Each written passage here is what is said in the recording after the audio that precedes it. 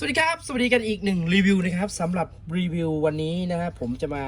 แนะนำการติดตั้งนะครับแฮมเมอร์แบริ่งนะครับวันนี้แฮมเมอร์แบริ่งเรามาแบบว่าเยอะมากนะครับอันนี้จะมี2แบบนะครับที่มันมาตอนนี้แฮมเมอร์แบริ่งนี้ก็จะมีตัวนี้เป็นแบบ2แบบก็คือเนี่ย7มิลนะครับแบบ7มิลนะแล้วก็ตัวนี้อยู่ฝั่งนี้ออโต้นะครับออโต้จะเป็น8มิลนะครับก็คือบูทจะใหญ่ขึ้นมีข้อกังขาระหว่างเอาแฮมเมอร์แบริ่ง7มิลไปใส่ปืนที่ยิงออโต้เช่นปืนก๊อก18ก๊อก23แล้วมันออโต้บ้างเซมิบ้างหรือว่าออโต้ไม่ได้เลยนะครับก็คือบางคนก็ใส่7มิลไปนะครับแต่ตอนนี้เราได้8มิลมาแล้วนะครับอันนี้จะเป็นออโต้นะครับ8มิลสำหรับก๊อก17 19นะครับที่ไม่ออโต้นะ17 19 34จะเป็นตัวนี้นะครับมันต่างกันนะอันนี้8มิลอันนี้7มิลนะครับอันนี้สำหรับไม่ออโต้นะครับไม่ออโต้อันนี้สำหรับออโต้นะครับโอเคแต่วิธีการติดตั้งเอาละนะครับวิธีการติดตั้งเหมือนกันนะครับเหมือนกันเป๊ะๆเลยมาเดี๋ยวผมจะมาติดตั้งให้ชมนะครับง่ายมากครับง่ายมากมันง่ายมากการติดตั้งตัวออโต้นะครับดูนะฮะถอดตัวนี้เป็นปืนที่แต่งแรงนะครับท่อรีดยาวนะครับในเรื่องของการใส่ท่อรีดที่เราเคยทำรีวิวไปแล้วตรงนี้ถอดออกนะครับกดตรงนี้แล้วสไลด์ออกนะครับชุดบนนี้เราแต่งไปแล้วนะครับแต่งไปแล้วแต่เราจะมาเปลี่ยนตัวนี้นะครับของเดิมจากโรงงานนะครับจะเป็นแบรี่จะเป็นบูทเหล็กนะครับบูทเหล็กซึ่งตอนที่ซื้อปืนไปใหม่ๆจากโรงงานเนี่ยจะไม่ค่อยเจออาการสไลด์ค้างนะครับแต่ว่าขึ้นสไลด์แล้วปล่อยกลับเนี่ยมันจะไหลยังถือว่าไหลลื่นอยู่นะครับแต่ว่าใช้ไปสักพักหนึ่งถ้าเกิดมันมีการโยกเยกของตัวบูทตัวนี้นะครับมันจะทำให้ตำแหน่งของการไหลของสไลด์มันฝืดๆเวลาเราดึงสไลด์มาของก๊อกวีนะดึงสไลด์มาปุ๊บแล้วเราปล่อยมันจะปล่อยเบาๆนะครับมันจะมีจังหวะที่แบบว่าไม่กลับก็คือค้างครึ่งนึงเราต้องตอกสไลด์กลับอย่างนี้ก็ช่วยได้โดยการเปลี่ยนแฮมเมอร์แบริ่งหรือว่าแต่งทนเองนะครับเราเรียกว่าแต่งทนเนาะจริงๆระบบของภายในของ Glock WE ทุกอย่างนี่ถือว่าดีหมดแล้วนะครับแต่เราจะมาทำให้มันดีขึ้นกว่านี้อีกอันดับแรกนะครับน็อตตัวนี้เห็นไหมครับน็อตแฉกตัวนี้ผมกำลังคลายออกนะไม่มีอะไรมากครับเอาน็อตออกตัวหนึ่งนะนี่นะน็อตแฉกแล้วอันนี้ของผมมันเป็นไขควงที่มันหัวเสียแล้วผมก็เหลานะครับเหลาให้มันเป็นเหล็กแหลมๆอย่างนี้ผมก็เอาไว้นะครับเอาไว้กดนี่กดสลักโผล่แล้วนะครับสลักโผล่แล้วก็สลักล็อกชุดนกนะฮะค่อยๆดึงออกถอดแค่2ตัวนะครับเอาน็อตออกเอาสลักออกยกขึ้นได้เลยแต่ระวังนะครับระวังตัวรถนกรถนกตัวนี้หลุดมันจะมีสปริงอยู่กดไกนะครับลั่นไกกดไกค้างไว้นะครับค่อยๆยกออกเอามือกดตัวนี้ไว้นะครับนี่เห็นไหมฮะเอามือกดไว้เพราะสปริงมันจะชอบหลุดออกมาถ้ากลัวสปริงหลุดหายนะครับก็ใช้แหนบเราไปไหนเอาแหนบเขี่ยออกก็ได้นะครับนี่สปริงนะครับแล้วก็ตัว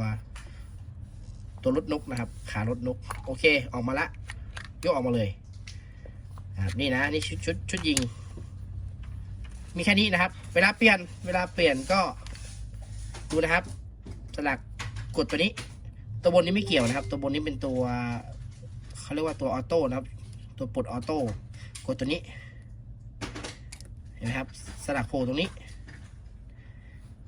เอามือกดตัวนี้ไว้นะครับการสปริงมันตีออกมานะครับเราค่อยๆยกสลักตัวนี้ออกเอานิ้วโป้งกดไว้ก่อนนะครับแล้วค่อยๆยกสลักตัวนี้ออกสลักกลางตัวนี้นะปึ๊บนี่ฮะมันจะดันออกเลยสปริงมันจะดันตัวนกออกมีแค่นี้ครับอันนี้เขาเรียกว่าตัวตีแก๊สนะครับนกตีแก๊สตัวนี้เขาเรียกว่าแฮมเมอร์หรือนกสับแฮมเมอร์หรือนกสับถอดบูทออกนะครับถอดบูทออก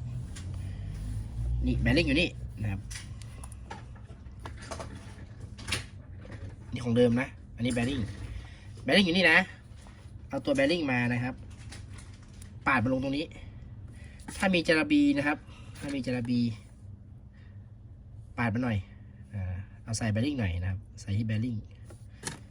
จาระบีนะใส่ที่ลูกปืนนะครับอัดที่ลูกปืนนิดนึงนะครับโอเคนะเสร็จแล้วนี่ครับสปริง สปริงจะมีหัวไม่เท่ากันนะครับเอาแบบนี้นะวางตำแหน่งแบบนี้นะครับปึ๊บลงไปนี่แค่นี้นะครับเสร็จแล้วนะยังไงต่อนะครับตัวนี้จะเป็นตัวเชียร์ล็อกนะครับเชียร์ล็อกนกนะที่ระบบของไกมันมาดันเพื่อปลดนกนะครับเรากดมันลงมาก่อนมันจะมีสปริงนี้อยู่นะกดมันลงมาก่อนกดแบบนี้นะครับกดมันลงแบบนี้ปุ๊บนะครับเอาวาล์วตีนะครับใส่จากด้านบนนี้นะหยอดลงไปหางมันอยู่อย่างนี้นะแบบนี้นะครับ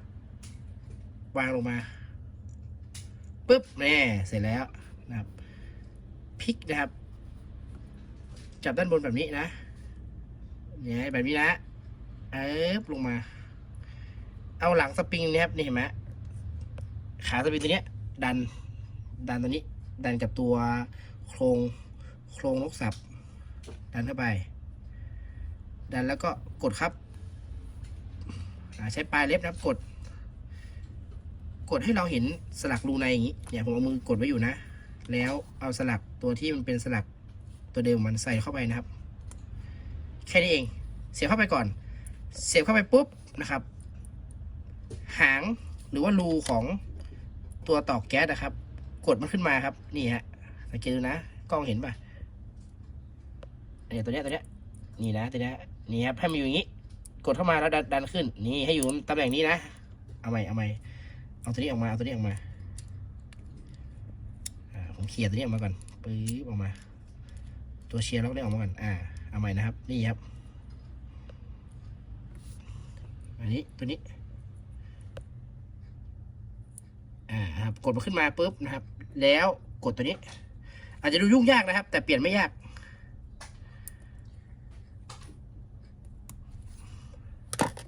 ทำไม่ได้ก็ตัวนี้ตำแหน่งตัวนี้ขึ้นบนแล้วนะเคาะเลยเสร็จแล้วครับปล่อยตัวนี้กลับนะครับกดเข้าไป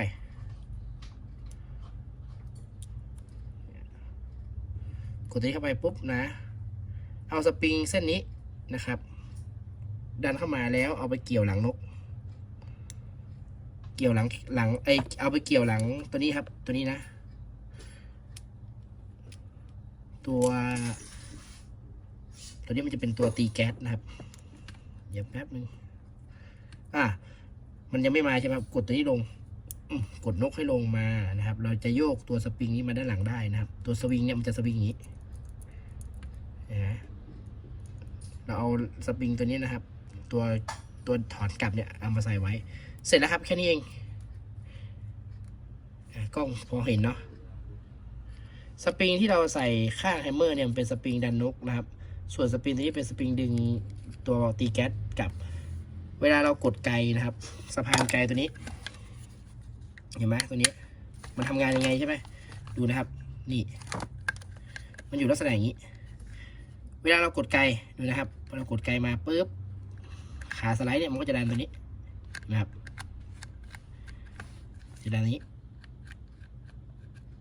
พอมันดันอย่างนี้ปุ๊บนะครับตัวสไลด์มันจะกดตัวนี้ครับตัวปล่อยเชียร์เนี่ยนะสไลด์มันจะกดตัวนี้สไลด์มันจะถูกดลงปุ๊บพอเราดันตัวนี้อีกทีนะเรากดไกปั้งนี่ครับนกสับจะฟาดนกสับจะฟาดพอมันฟาดเสร็จปุ๊บเข็มก็จะมาฟาดกับวาล์วแก๊สนะตัวนี้เข็มโผล่เห็นไหมครับเข็มโผล่แล้วก็แก๊สก็พุ่งออกไปแล้วตัวแบริ่งสไลด์นี่ก็ทำหน้าที่กิ้งนะสไลด์ให้มันกลับตำแหน่งที่ควรจะกลับ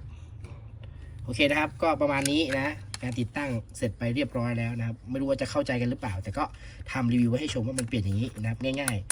ๆเปลี่ยนเองได้นะครับไม่ยากเรียบร้อยแล้วอย่าลืมผมลืมอะไรไปอย่างหนึ่งผมลืมใส่ตัวรถนกกดออกก่อนโอเคดึงออกมาก่อนนะครับดึงออกมากดใกล้ดึงออกมาก็ตัวนี้ครับ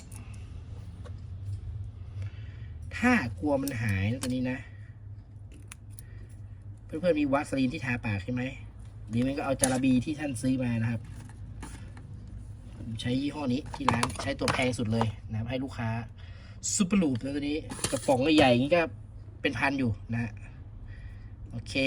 นี่ครับแปะไว้นะครับแปะไว้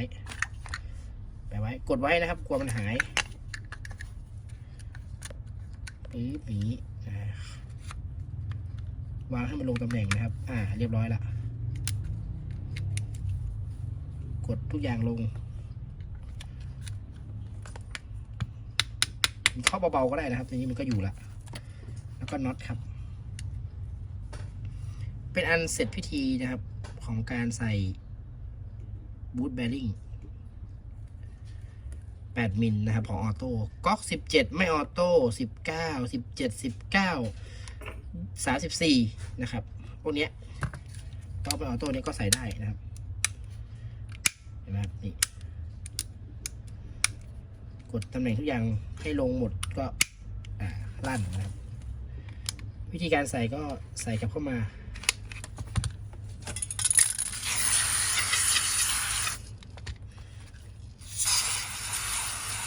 เนื่องจากเป็นปืนใหม่นะครับหล่อลื่นนิดนึง